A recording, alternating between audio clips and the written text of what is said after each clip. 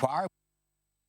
Let's bring in our panel of political strategists this hour. Grahame Morris and Bruce Hawker, good to see you both. Grahame, to you first. Is this a move that makes sense or one that smacks of panic? I reckon I've been able to explain or rationalise or sort out every government decision, coalition decision for 30 or 40 years. This one I'm struggling with. You know, I can understand the thought process that went into it, but not the outcome. You know, you could understand people sitting around having a talk on the telephone and saying, look, this is going to be a bit untidy if Parliament comes back. We still want everyone to focus on same-sex marriage and the citizenship. We don't want all these extraneous things. Let's get them done first, and then we'll sort things out. But as it turns out, you know, years ago, we got stuck into Paul Keating, who was only going to turn up for 2 or 3 days a week and leave the Parliament to his ministers, and we called him a part-time Prime Minister.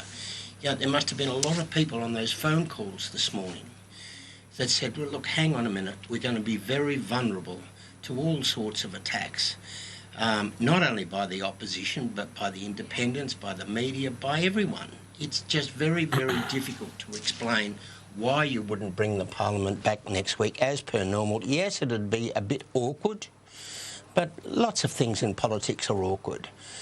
And as for the Labor Party, that idea, I think they're saying they'll turn up for work, not turn up to Canberra. Otherwise... Well, no, I'm actually told by Labor that they will be here for at least Monday to have a caucus the Labor meeting. Party Secretariat must have at least $250,000 to throw away because the taxpayer will not be paying for it. The Parliament will not be sitting because the Speaker won't be here to call it. There's nothing they can do. So Well, the Labor Party... you can claim travel allowance for a caucus meeting or the a party Labor Party meeting. can sort it out themselves and they can pay for it. Perhaps they should, because, Bruce, the reality is there's no actual way they can force a parliamentary meeting unless there's 76 MPs demanding one. But to the central question here about whether... Well, to Graham's criticism there, I suppose, that, yes, there may have been reasons why this seemed like a good idea, but that's really outweighed by how it looks. What do you think? Oh, I think it's a terrible look. But just to that point about the Labor Party turning up on the day and taxpayers having to foot the bill, let's not forget that this is a $120 million plebiscite or survey that they're all meant to be turning up to discuss next week that was not necessary at all. They could have all just done that in the Parliament. So let's not talk about wasting taxpayers' money here. The second point is, yes, this is a terrible look, not just for the government, but more particularly for Malcolm Turnbull. He looks like he's running scared, not just from the Labor Party, but from the National Party as well. He's in full flight from all his critics. On a good day, there are 150 members of Parliament in the lower house. Of those, if you take away the Labor supporters, the Nationals, the crossbenchers and about a third of the Liberal Party, he'd be lucky to have 40 supporters. That's how bad it is for Malcolm Turnbull now. 40 out of 150 members of Parliament would be all that he could rely on, I think, on a good day. So this just looks shocking for him, in my view. It looks like they're running scared, that they're... Wherever they go, they're caught. And, you know, they're either caught by this banking commission of inquiry that they want to avoid, or they're caught by the National Party being disloyal to them, or some other problem of their own making. This is where the public see the problem. To that, Grahame, what's the worst that could happen if Parliament did go ahead and sit next week? If the government had decided to sit Parliament with 2 members out, Barnaby and John Alexander, what's the worst that could happen? Do you really think this banking inquiry might have got up? Well, you could imagine some sort of banking inquiry. Certainly, at least one person would have to cross the floor, but you've got to get 2. And that is harder because there'd be lots of people talking to the waverers and saying, look, there's a million reasons why you would upset the apple cart with this government, but do you really want to do it now? And I think there'd be a bit of arm twisting, there'd be a bit of explaining, a bit of cajoling, a bit of urging to ensure that that extra 1 is not there. In other words, you know, it will still be close. There's a big chance we would not get anything embarrassing. You just have a sort of untidy debate. But there's a big chance that the government would still not be cornered. And that's why I think That's why I think the decision to call it off next week is just a bit odd. And then there's the unknowns, right? I mean, the banking inquiry is one we know of, but with the numbers the way they were looking next week, there are all sorts of things that go on. Procedural motions that might be lost. Someone stuck in the toilet and a vote's lost. All sorts of things could go wrong. This plan from the government avoids that, at least for a week. And then when they do come back on December 4, the focus is squarely on same-sex marriage. Sure, they'll have to table their citizenship documents, but the debate will be all about same-sex marriage until that's done. And that's harder for Labor to erupt. That was the thinking behind the decision. But it presumes that everyone on the front pages and the TV tonight and the David Speers of this world will be saying, oh, there's a good, sensible reason for the Parliament not sitting. People aren't saying that.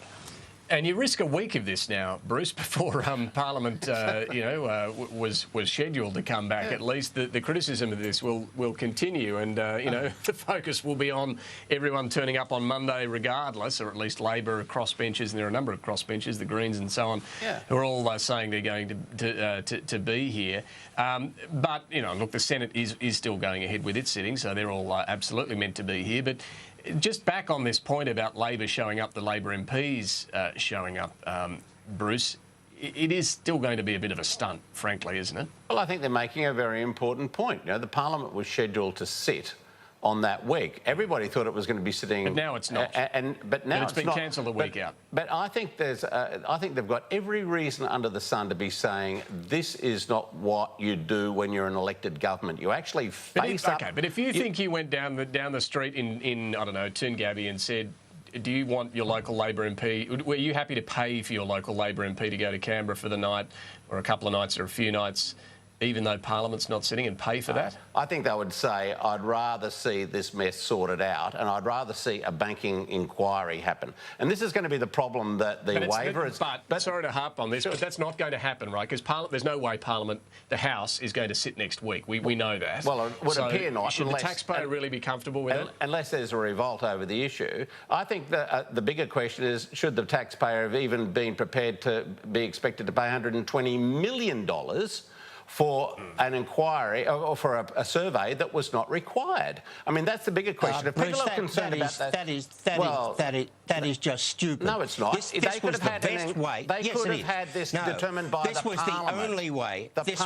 This was the only way you would get any sort of unity on that decision. Well, there isn't even unity. We know that. We know that there isn't even unity. They're going to try to find any reason to amend this legislation. It's been fantastic. And your lot ought to be out there apologising to Australians or showing us where all of these people who killed themselves were supposed to be. It was pure crap. Ridiculous. Right, okay, we got away from the point here. I think even if you do think it was a waste of money, it doesn't justify wasting other money. But to this same-sex marriage debate now, the debate within Conservatives, it seems, is whether to attach religious protections and parental rights to the bill or wait until next year and do it separately. Grahame, what do you reckon? Well, look, I think having gone through the last month or so, you're better off just, with 60-40, just do it. Get it through. And I've got some concerns too, but I don't think the people who have a problem with the bill have quite got their act together as to what the amendments would be.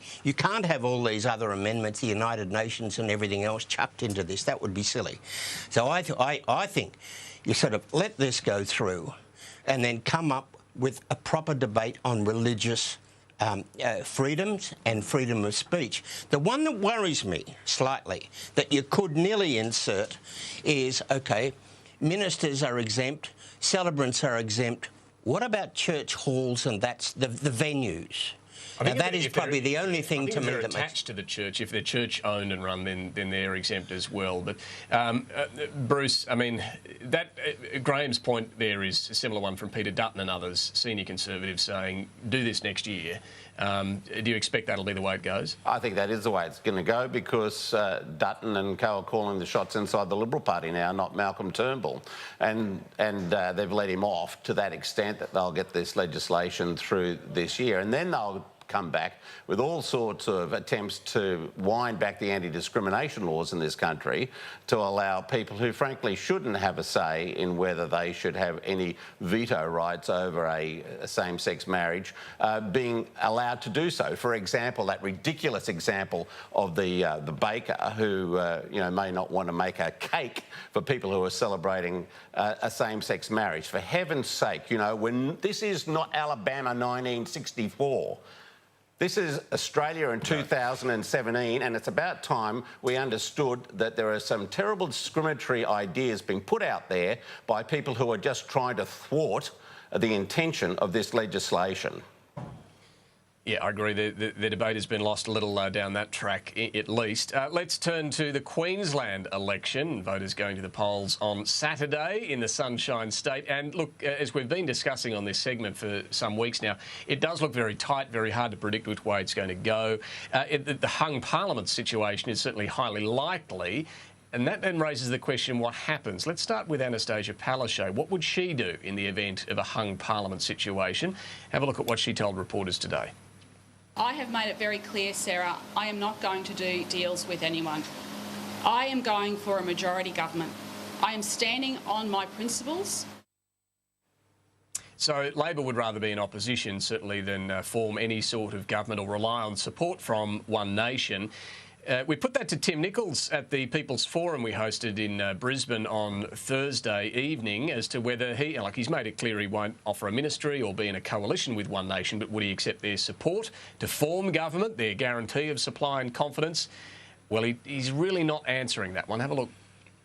I'm not going to deal in the hypothetical of what might be. Well, it's not really that hypothetical, and the reason the question keeps coming is because there's no clear answer.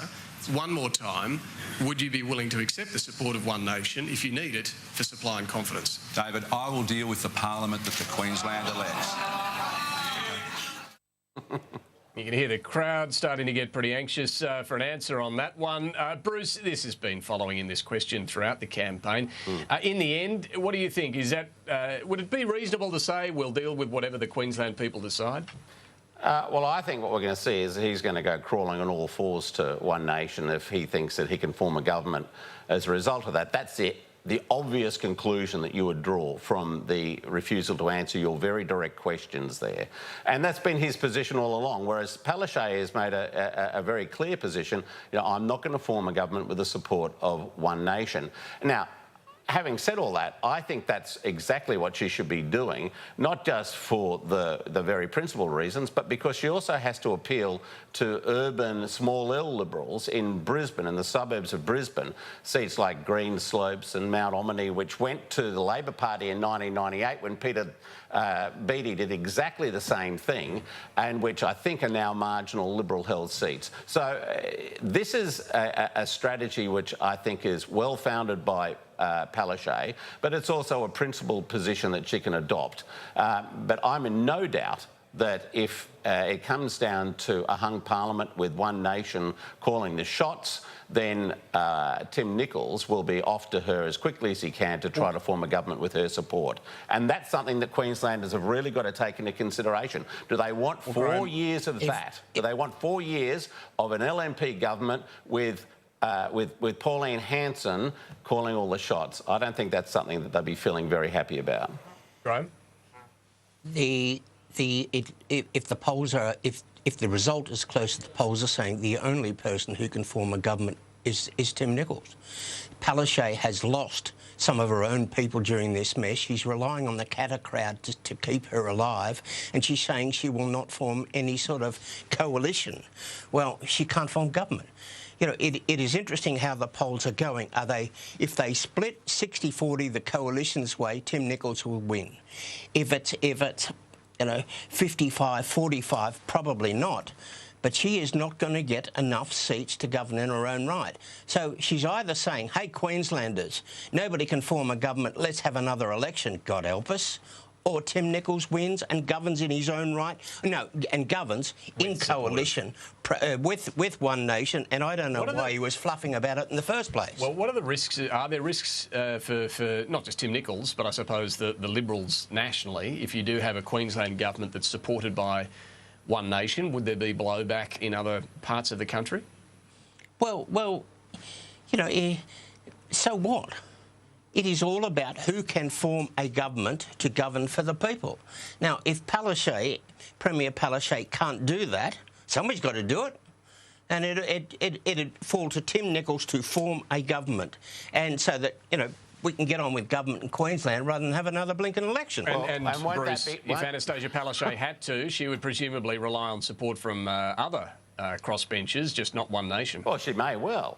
She may well. That's not the question here. The question is whether she'd rely on the support of one nation, you know, a xenophobic party with all sorts of baggage attached to it, which Labor, frankly, just does not support. Now, if the LNP wants to do that, then that's a matter for them if they can form a government. But if it's anything like what happened with the One Nation representatives in the Queensland Parliament after 1998, his government would not survive.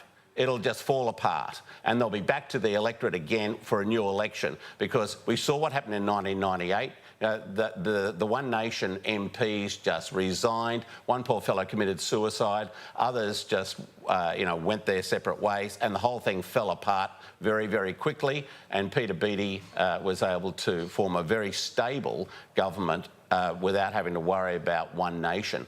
That's the danger, I think, that Queenslanders would be weighing up. Palaszczuk is no Peter Beattie. Well, Palaszczuk has been a pretty successful politician. She knocked over that Campbell Newman guy pretty successfully after he had the biggest win of all time in Queensland. She knocked him over in one term, so don't take her for granted, mate. So what are your thoughts, Graham, to you first? What are your final predictions in this Queensland contest? Who's going to win? Look, this sounds as weak as water. I have never been unable to predict an election. I don't know. You know, if the coalition can get 60-40 of One Nation's preferences, they win. If it's 55-45, it's just absolutely too close. If it's worse than that, Labor wins. Yeah, Bruce? Oh, very, very tight. But I think you should be looking at some of these very marginal Liberal-held seats in suburban Brisbane to see what happens there. If they start moving back into the Labor column on election night, then Labor's going to have a win. All right, we will see. Bruce, Hawker, Grahame Morris, thank you both very much. Look forward to talking to you next week. We'll be able to go through all of those results. Appreciate it. All right, before we go to the breaks...